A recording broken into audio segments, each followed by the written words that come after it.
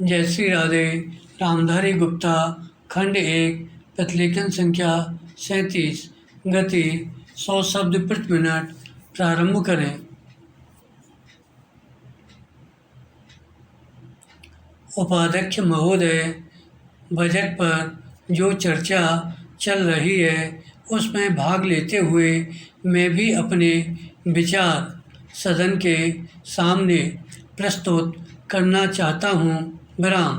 इस पर विचार करते समय दो स्थितियों को हमें दृष्टि में रखना होगा। विराम। एक दृष्टि यह है कि किस स्थिति से हमारा देश गुजर रहा है, उसमें हमें क्या करना है, और दूसरी दृष्टि यह है कि भविष्य में देश को किस दिशा में ले जाना चाहते हैं।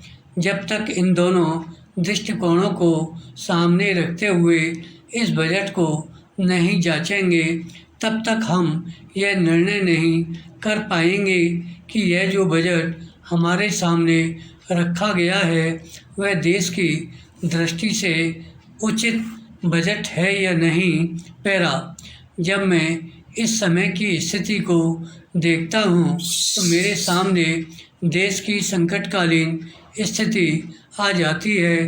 किस तरह से चीन और पाकिस्तान की तरफ से हमको खतरा है, किस तरह से वे देश पर हमला करना चाहते हैं और किस तरह से हमारी आपसी एकता को मिटाकर हमको लड़ाकर देश में देशद्रोह फैलाना चाहते हैं। विराम।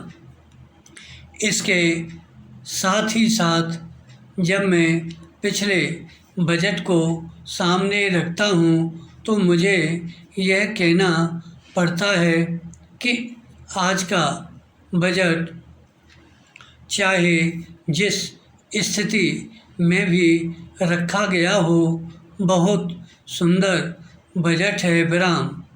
एक ईमानदार कोशिश हमारे वित्त मंत्री महोदय ने इस बजट को तैयार करते समय की है, लेकिन एक राजनीतिज्ञ की दृष्टि से जब मैं देश के भविष्य की ओर देखता हूँ तो मुझे यह कहने में कोई संकोच नहीं होता कि कोई विशेष समाधान इस बजट से नहीं निकलता।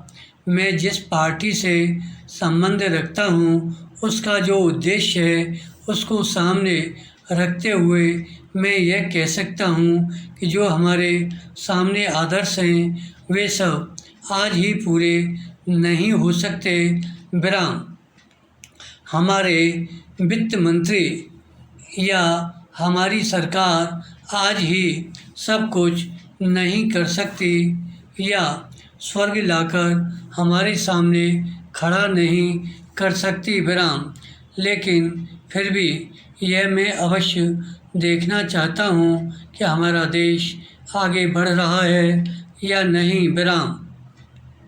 जिस दिशा में हम आगे नहीं बढ़ रहे हैं उसे देखकर मुझे निराशा अवश्य होती है।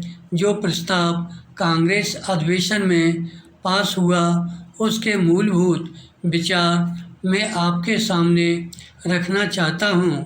वहाँ हमने यह निश्चय किया था कि वर्तमान पंचवर्षीय योजना खत्म होने तक देश की जनता की ज़रूरत की चीज़ें पूरी कर दी जाएंगी। धन्यवाद।